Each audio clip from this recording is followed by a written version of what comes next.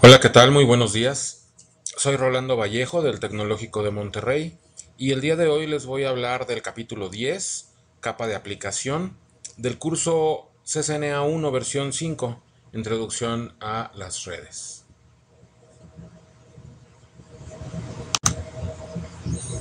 Este capítulo tiene dos partes importantes, las más importantes. Y en primer lugar, pues hablaremos de lo que son los protocolos de la capa de aplicación, cómo es que funciona la capa de aplicación. Y en segundo término, vamos a hablar acerca de las aplicaciones que existen en esta capa también. Bien, pues hay que recordar que en el capítulo 3, cuando vimos el modelo OSI, los estándares de comunicación en red, vimos que el modelo OSI tiene una capa de presentación, perdón, una capa de aplicación, tiene una capa de presentación y tiene una capa de sesión. ¿Ok? En el caso del modelo TCP/IP, esas tres funciones o las funciones de esas tres capas se conjuntan en la capa de aplicación.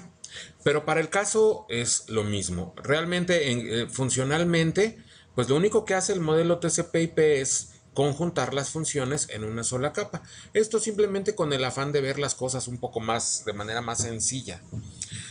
Eh, Hay que tomar en cuenta que en esta capa justamente de aplicación es donde viven las aplicaciones que utilizamos eh, típicamente como aplicaciones de red, como por ejemplo el protocolo de transferencia de archivos, ¿no?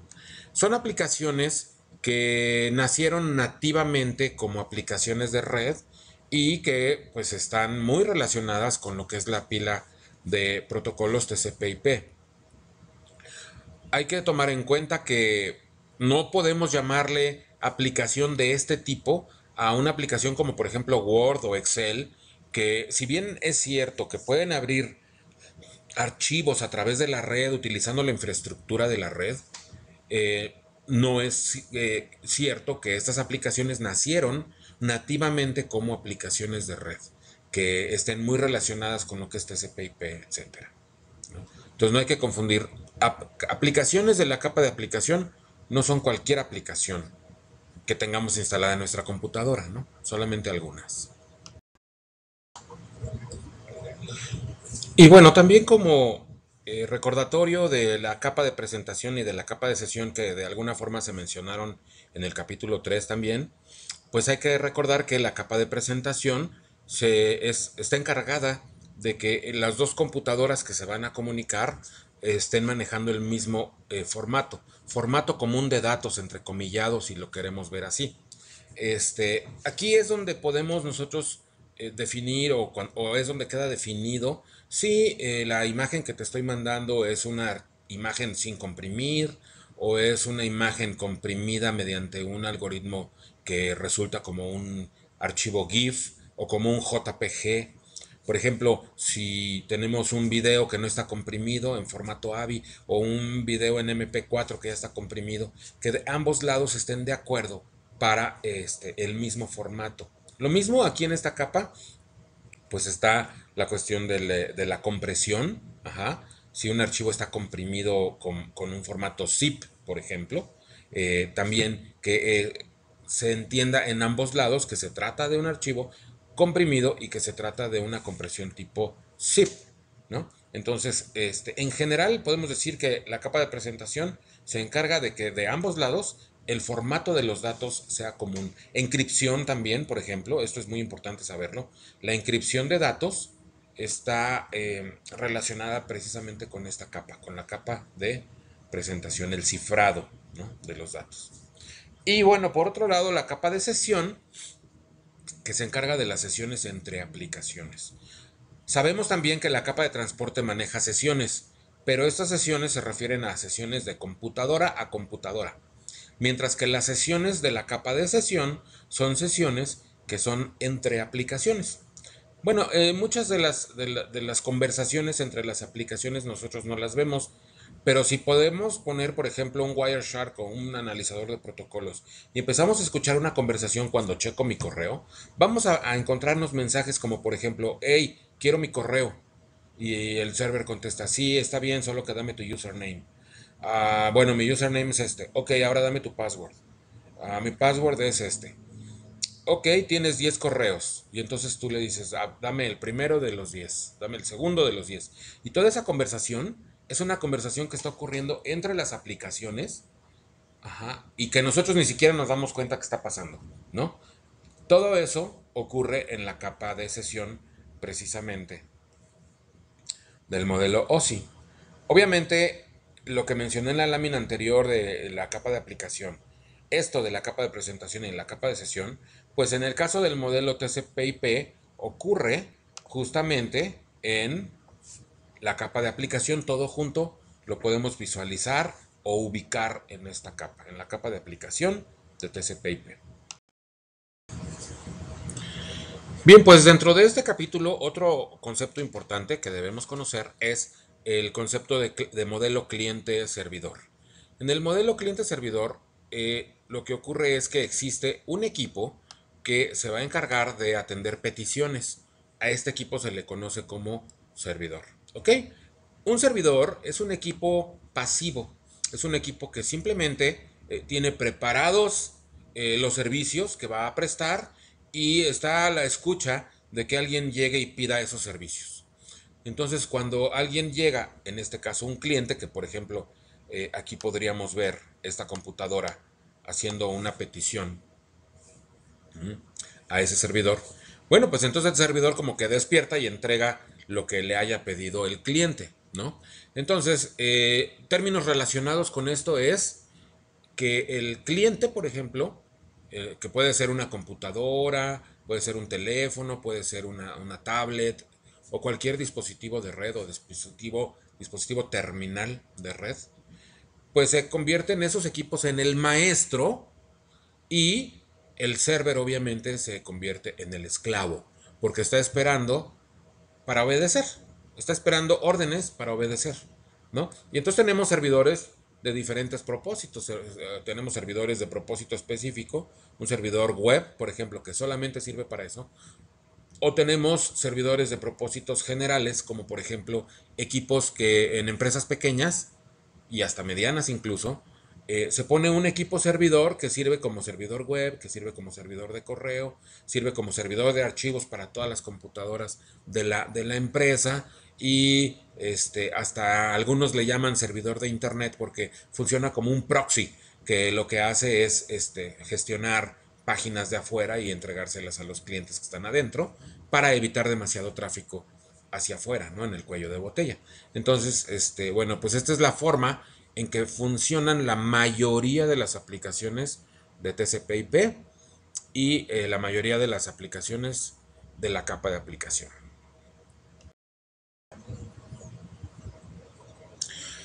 Ok, bueno, también tenemos por otro lado las aplicaciones de peer-to-peer o de igual a igual. Eh, P2P es comúnmente confundido con point to point. Y no, realmente es peer-to-peer. Peer-to-peer significa de igual a igual. En este modelo, un servidor que en el modelo cliente-servidor siempre tendría esa función de servidor, en este caso, un equipo servidor también puede convertirse en cliente o un equipo cliente puede convertirse en servidor. De hecho, este es el modelo que se utiliza hoy en día para toda la cuestión de compartir música, por ejemplo, Kazaa, por ejemplo, WinMX, BearShare, no sé cuántas aplicaciones han salido a últimas fechas que sirven para compartir música, compartir videos. Entonces, bueno, pues es un ejemplo de este tipo de aplicaciones. También tenemos, por ejemplo, lo que es la mensajería instantánea, en donde de pronto, pues tú eres cliente porque empiezas a escribir y eres servidor cuando recibes un mensaje. Ajá, porque estás pasivo y de repente te llega el mensaje, ¿ok? Como si fueras un server. Entonces, cualquiera de los dos equipos o del grupo de equipos puede iniciar la conversación. Aquí, ese es el punto clave. En el caso del modelo cliente-servidor, el servidor jamás inicia la conversación, siempre la inicia el cliente. En este caso, cualquiera de los dos la puede iniciar. Veamos ahora cuáles son las aplicaciones, protocolos y servicios bien conocidos entrecomillado, ¿no? Porque es un término que se utiliza mucho en redes. Bien, pues la primera y más conocida de las aplicaciones de la capa de aplicación y que es la que usamos todos los días es HTTP o Hypertext Transfer Protocol y HTTPS, que la S corresponde a Secure. Es un protocolo en donde las comunicaciones ocurren encriptadas y es prácticamente imposible snifear o chismosear con la información. ¿Ok? Este protocolo basa su funcionamiento en lo que son peticiones y respuestas. Esto quiere decir que cuando un cliente necesita algo, va y se lo pide a el servidor, y esto se considera un request o una petición, y el servidor le responde con un response, ¿ok? Fundamentalmente eso es la parte más básica de HTTP y HTTPS. Mm, los mensajes que manda el cliente cuando quiere pedir algo se llaman mensajes de GET. ¿Ok? GET es cuando un cliente quiere ciertos datos del server y se los pide. Y, sin embargo, también otro tipo de interacción entre el cliente y el server es, por ejemplo, cuando el cliente llena un formulario y le da a enviar, ¿no? Entonces, en ese caso, el cliente no está pidiendo información, sino que está mandando información. Esto se puede hacer por dos diferentes métodos, el método POST o el método POT. ¿Ok? Estos dos métodos sirven precisamente para enviar datos al server, como por ejemplo poner tus datos en un formulario y enviarlos. Otra de las aplicaciones más populares de la capa de aplicación es las aplicaciones que se relacionan con el correo electrónico. Para el correo electrónico tenemos varias aplicaciones. Tenemos SMTP, que es Simple Mail Transfer Protocol y que sirve para enviar correos. Es decir, nosotros cuando queremos enviar un correo tenemos que hablarle a un servidor de SMTP. ¿Ok? Por otro lado tenemos el Post Office Protocol o protocolo POP, que me sirve para recibir correos. Cuando yo quiero jalar un correo de un server, utilizo POP. ¿Ok? Um, Esto quiere decir que como son dos aplicaciones por separado, puede ser que yo esté bajando mis correos de un server y mandando mis correos por otro server. En una empresa pequeña, el mismo server me va a servir para las dos cosas.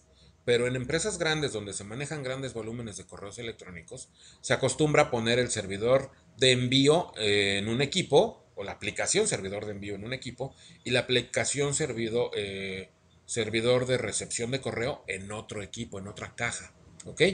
Sin embargo, déjenme decirles que estos dos protocolos ya casi no se utilizan. ¿Por qué? Pues porque ahora todo mundo checa sus correos electrónicos mediante HTTP. Entras a tu página de Google o de Gmail o de Hotmail o de lo que sea y estás utilizando HTTP para checar tu correo, ¿ok? Esto de SMTP y POP se utilizaba más cuando utilizabas Outlook empresarial, por ejemplo, o Outlook Express o alguna de esas otras aplicaciones como Eudora y muchas otras que existen, ¿ok? Pero sin embargo, otro protocolo que se utiliza hoy en día mucho para lo que es correo electrónico es IMAP. IMAP corresponde a Internet Message Access Protocol y este protocolo fundamentalmente lo que hace es tener sincronizado tu buzón de correo que tienes con algún servidor de SMTP y POP y mantener sincronizado una aplicación en tu computadora que por medio de IMAP se está comunicando con este server y acá tú puedes estar viendo tus correos este, actualizados. Esto quiere decir que si tú en tu computadora borras un correo, también lo vas a borrar en el servidor de IMAP. Es simplemente para mantener de manera más eficiente sincronizado tu buzón con tu computadora. Bien, otra de las aplicaciones importantes y que utilizamos todos los días, pero ni siquiera nos damos cuenta, es el DNS o Domain Name Service. ¿Ok? Bien, cada vez que nosotros queremos abrir una página web o hablarle a un servidor que está en la calle por su nombre, como por ejemplo www.cisco.com, que en este momento está aquí, cada vez que nosotros hacemos eso, Realmente nosotros necesitamos construir un paquete IP. Ese paquete IP va a contener en su encabezado la dirección origen y la dirección destino IP. La dirección origen pues va a ser obviamente la mía, porque es el origen de esa petición que va a ir a la calle. Pero la dirección IP de destino no la conozco. Entonces yo requiero de esa dirección IP para construir el paquete IP. Entonces lo que hago es que yo cliente, voy y le pido a un servidor de nombres o a un servidor de DNS que me diga la dirección IP de la página que estoy queriendo abrir. Aquí se ve claramente en el ejemplo que este servidor de nombres me está respondiendo con una dirección IP que yo voy a usar para construir mi paquete IP. Ok, el chiste de este servidor de DNS es que él tiene una lista de todas las páginas web del mundo y asociada a una dirección IP. ¿Qué dirección IP corresponde a qué nombre de páginas del mundo? Sin embargo, este servidor de DNS, pues, si quisiéramos que tuviera todos los nombres de todo el mundo, sería un poco difícil porque necesitaríamos un servidor muy grande. Necesitaríamos que tuviera mucho disco duro, mucha memoria RAM. Y pues como que no vale mucho la pena el gastar tanto en tener un equipo así, siendo que nuestro proveedor de servicios lo tiene. ¿Ok? Entonces yo tengo, por ejemplo, mi conexión con Telmex y yo puedo usar en mi computadora, decirle a mi computadora que mi servidor de nombres va a ser el de Telmex. ¿Ok? Ahora, puede ser el caso en el que yo le pregunte al servidor de Telmex por una página que él no conoce y entonces él le va a ir a preguntar a un servidor de DNS que está más arriba que él en jerarquía. Y si ese servidor de DNS tampoco lo sabe, entonces le va a ir a preguntar a uno más alto que él en jerarquía. Los servidores de nombres se manejan a nivel mundial como que en jerarquías. Hay unos servidores de clase mundial muy grandes que, que es donde se dan de alta los dominios cada vez que tú creas una página nueva y que quieres tener un dominio, un nombre de dominio. Ahí vas y das de alta esos nombres. ¿Ok? Esos nombres, perdón, esos servidores son pues, los más grandes DNS del mundo, son DNS de clase mundial, y a ellos es el último recurso para preguntarle, oye, ¿cuál es la dirección IP de tal página? Pero nosotros podemos tener un servidor de DNS adentro de nuestra oficina, chiquito, y que me sirva principalmente como caché de páginas. Ejemplo, si yo voy y pido una página web que perdón, como caché de direcciones. Si yo voy y pido una página web y este servidor no conocía ese nombre, va y le pregunta a un servidor de DNS que está más arriba en jerarquía y ahora ya conoce cuál es el nombre, o mejor dicho, la dirección IP de ese nombre de página. ¿Ok? De modo que cuando la próxima computadora que esté aquí a un lado mío quiera abrir esa página, este servidor ya le va a contestar rápidamente con la dirección IP de esa página que quiere abrir el otro computador que está aquí. Y mientras esa página se siga utilizando y se siga abriendo desde mi red, este servidorcito de DNS va a estarle contestando a todos cuál es la dirección IP de esa página, ¿no? Entonces, este servidor de DNS va a estar guardando las más utilizadas, últimamente utilizadas. Bien, pues otro de las aplicaciones más populares utilizadas, pues incluso sin que nos demos cuenta, es DHCP o Dynamic Host Configuration Protocol. Um, Cuando un dispositivo quiere conectarse a una red, obviamente requiere de una cierta identidad para poderse conectar. Y pues para ser alguien en esa red, ¿no? Ese ser alguien te lo brinda el tener una dirección IP. Anteriormente, pues los administradores de red lo que hacían era ponerle direcciones IP a todas las computadoras de la red de manera manual, pero pues conforme las redes fueron creciendo, esto se convertía en una tarea pues titánica, ¿no? Y sobre todo, pues en nuestros días, en donde ya conectamos a la red no solamente computadoras de escritorio, sino también laptops y también teléfonos y también tabletas y también cámaras y cada vez más dispositivos los estamos conectando a la red, pues entonces, con más razón, se hace más difícil el poder administrar las direcciones. Entonces, por esa razón se decide implementar un servidor de DHCP que lo que va a hacer es estar prestando bajo el concepto de préstamo o renta, lease, estar prestando direcciones IP a los clientes que se quieren conectar a una red, ¿no? Entonces, un cliente que se quiere conectar a una red, una computadora como esta que tenemos aquí, pues cuando se conecta no tiene una dirección IP, entonces lo que hace es mandar un mensaje en modo de broadcast, le llega a todo mundo en esa red preguntando, hey, ¿quién es el servidor de HCP en este segmento de red, no? Y entonces ese mensaje le llega a todo mundo y también le llega desde luego al servidor de DHCP. Entonces el servidor de DHCP contesta con un mensaje de tipo DHCP offer y este DHCP offer lo que contiene es dirección IP, máscara, quién es tu default gateway, quién es tu servidor de nombres, etcétera. Esa es concretamente la información que te va a prestar el servidor de DHCP. Este mensaje, pues ya se puede mandar en un modo de unicast. Este mensaje le llega solamente al cliente porque no hay necesidad de que ese mensaje le llegue a todo mundo, ¿no? ¿Ok? Entonces, cuando el cliente recibe ese paquete de información, contesta con un DHCP request y este DHCP request lo que contiene fundamentalmente es ok, sí acepto la información que me mandaste, acepto la dirección IP. Este mensaje se manda en modo de broadcast.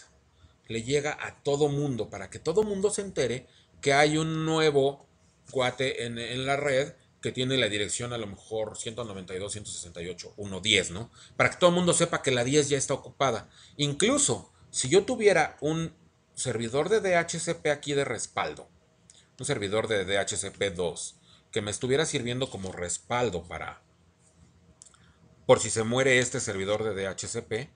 Entonces, al enviarse este DHCP request, también se entera ese servidor de DHCP2 de que la dirección 1.10 ya está prestada. Ya no la puedes prestar ni tú, ninguno de los dos. ¿Ok? Y bueno, finalmente el servidor contesta con un DHCP acknowledgement o una acusa de recibo. Ok, ya sé que aceptaste la dirección que me mandaste, que te mandé. Eso es en esencia cómo funciona DHCP. Y bueno, también está el File Transfer Protocol o FTP, que pues es un servicio que se utiliza para la transferencia de archivos. Concretamente, lo que hace un servidor de FTP es tener un repositorio con un montón de archivos y tu cliente de FTP te conectas y bajas el archivo. ¿Ok? Las aplicaciones de navegador, por ejemplo, Explorer o Firefox, tienen interconstruido un cliente de FTP porque también puedes entrar mediante esas aplicaciones, mediante navegadores, a servidores de FTP y bajar archivos. ¿Ok? Es importante saber que FTP requiere de dos diferentes puertos abiertos para poder funcionar adecuadamente.